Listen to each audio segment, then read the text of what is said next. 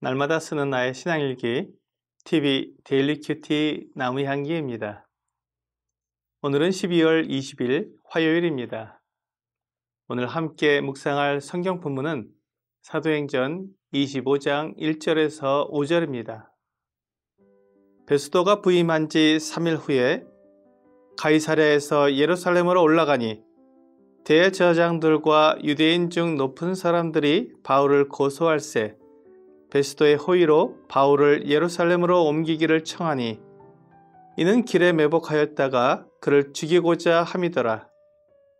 베스도가 대답하여 바울이 가이사랴에 구리된 것과 자기도 멀지 않아 떠나갈 것을 말하고 또 이르되 너희 중 유력한 자들은 나와 함께 내려가서 그 사람에게 만일 옳지 아니한 일이 있거든 고발하라 하니라.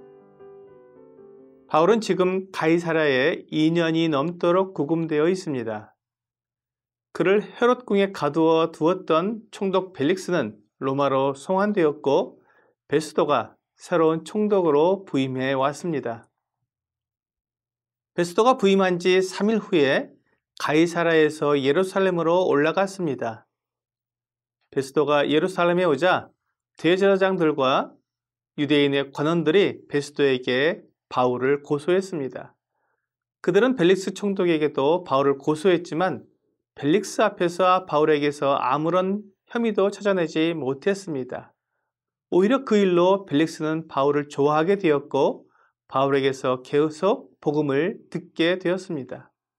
이렇게 벨릭스 총독이 바울을 신뢰하자 대제사장들과 백성의 관리들은 바울을 고소하지 못했는데 이제 벨릭스 총독이 가고 새로운 총독인 베스도가 부임했으니 그 베스도를 통해 바울을 죽이려고 한 것입니다. 대제사장들과 유대인의 관리들이 꾸민 계략은 참으로 끔찍합니다. 그들은 율법을 사랑하는 사람들이고 율법을 통해 사람들이 하나님에게 나아갈 수 있게 돕는 사람들이었습니다. 그렇지만 그들은 법을 어기고 율법 위에 자기들의 생각과 목적을 두었습니다. 그래서 그들은 율법대로 바울을 신문하고 벌하는 것이 아니라 자기들이 원하는 대로 바울을 처결하기 원했습니다. 이것은 그들이 율법을 무시하는 것이고 하나님의 말씀보다 그들이 더 위에 있는 것을 보여주는 것입니다. 우리 중에도 하나님 말씀보다 내 생각을 더 중요하게 여기는 사람들이 있습니다. 하나님의 말씀은 이렇게 말씀하시지만 사람이 어떻게 그렇게 살 수 있느냐고 말하는 것입니다. 만일 하나님께서 말씀하신 것을 우리 마음대로 재단하고 선택적으로 순종한다면 내가 하나님을 섬기는 것이 아니라 오히려 하나님께서 우리를 섬기는 어처구니 없는 상황이 일어나는 것입니다. 하나님의 말씀은 우리가 선택할 수 있는 것이 아닙니다. 하나님의 말씀은 우리에게 선택하도록 주어진 것이 아니라 순종하도록 주어진 것입니다. 하나님께서 말씀하시면 만물은 그 말씀에 절대적으로 순종해야 합니다.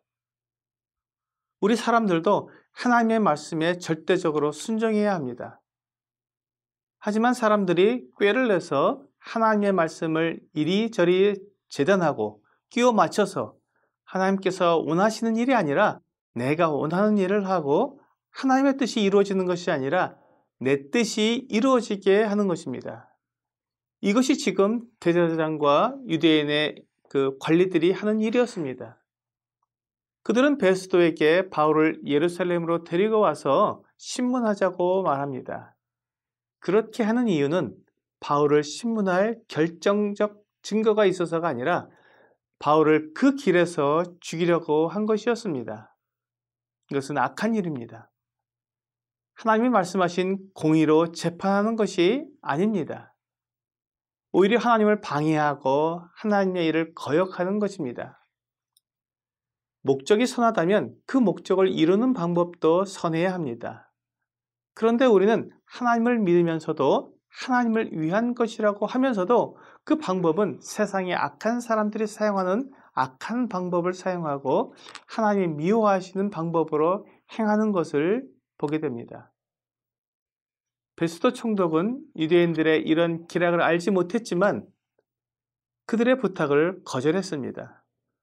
바울이 지금 가이사랴에 구금되어 있고 자기도 예루살렘에서 오래 있을 계획이 아니었기 때문에 그가 며칠 후에 가이사랴로 내려갈 때 같이 내려가서 신문을 하자고 말했습니다.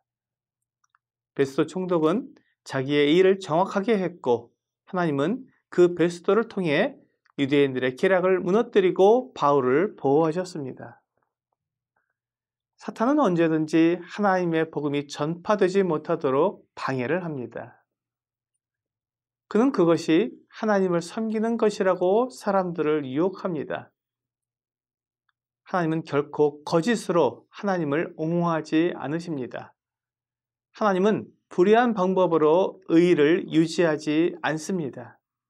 하나님은 빛과 어두움을 분리하신 분이십니다.